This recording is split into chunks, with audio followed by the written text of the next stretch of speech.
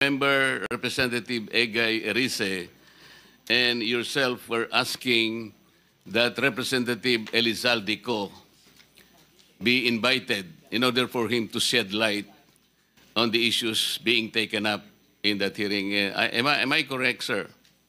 Yes, Your Honor. And this came up after former Secretary Manny Bonoan told the committee that he does not know where, or he does not know the persons responsible in putting the insertions during the BICAM conference. Is that correct? Your Honor, can I clarify that statement? Yes, please. Ganito po yung nangyari dyan. No? So nagsimula, ang una nag-interpellate ay si Congressman Erice.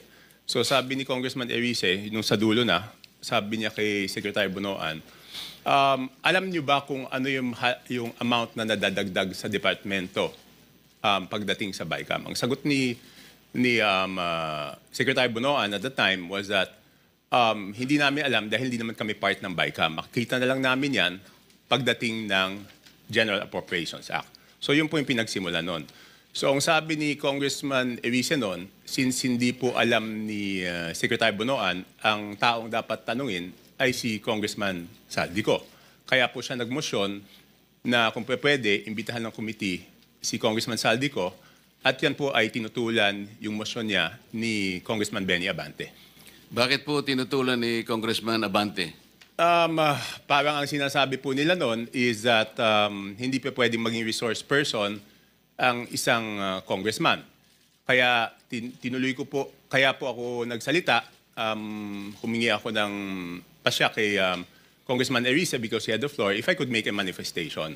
Sabi ko, kung ganyan po na hindi pa pwedeng resource person ang isang congressman, hindi na dapat ituloy itong investigasyon na to sa House. Kasi sabi ng chairman nung una, walang sasantuhin. Kahit congressman, kahit senador, kahit sino.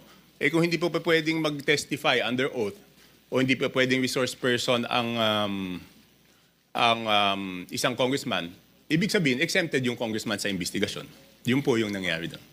Bakit po napaka-importante, bakit po napakahalaga na kailangang malaman po natin kung sino-sino yung mga taong responsable doon sa pagbibigay ng insertions po doon sa BICAM o kahit na sa iba pang mga sessions po?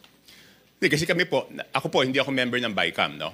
So natuklasan na lang namin ito noong, ako nalaman ko lang yan, I think March 24. March 24 ko na lang nalaman na ganun kalaki. Kala natin